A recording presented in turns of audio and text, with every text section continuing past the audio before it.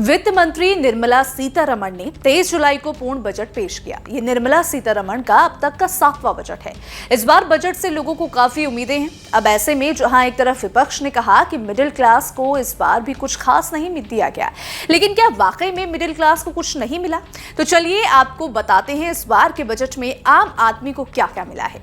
नमस्कार, मैं हूं आपके साथ ईशा नेगी।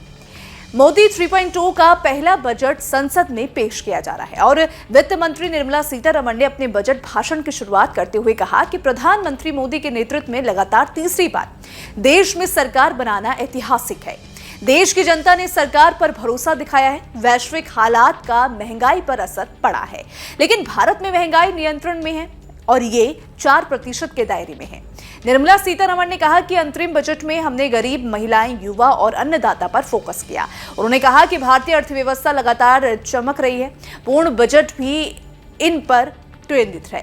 अब हमारा कृषि क्षेत्र में उत्पादन बढ़ाने पर जोर है। विकसित भारत के लिए ये पहली प्राथमिकता है। उन्होंने सरकार की 9 प्राथमिकताओं को गिनवाया।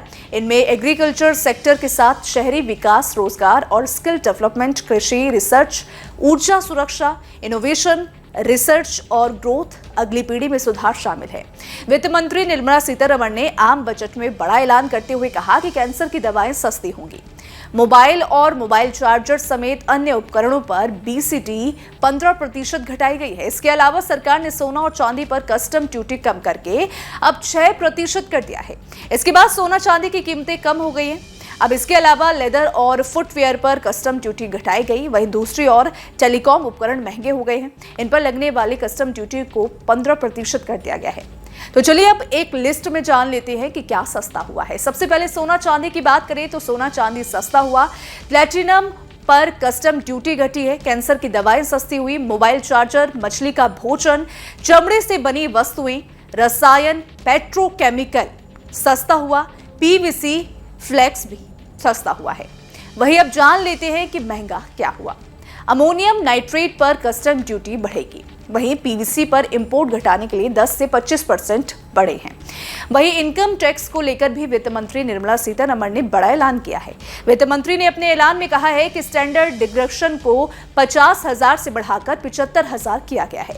अब 3 लाख तक कोई टैक्स नहीं देना होगा। 3 से 7 लाख रुपए तक 5%, 7 से 10 लाख रुपए तक 10%, 10 से 12 लाख रुपए तक 15%, 12 से 15 लाख तक 20%, 15 लाख से ज्यादा की सैलरी पर 30% टैक्स लगेगा। इसके अलावा मुद्रा लोन की रकम 10 लाख से बढ़ाकर 20 लाख रुपए की गई है। वित्त मंत्री ने कहा कि सिडबी की पहुंच बढ़ाने के लिए अगले 3 साल में नई ब्रांच खोली जाएगी। इनमें से 24 ब्रांच इसी साल खुलेंगी।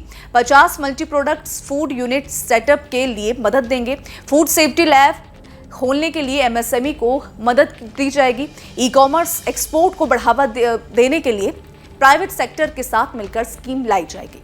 सरकार इंटर्नशिप के लिए 500 टॉप कंपनियों में 5 करोड़ युवाओं को इंटर्नशिप देने का प्रावधान करेगी। तो फिलहाल इस बजट को लेकर आपकी क्या राय है? आप अपनी राय हमें कमेंट सेक्शन में जरूर बताइएगा। वीडियो पसंद आए तो वीडियो को लाइक और शेयर करना ना भूलें।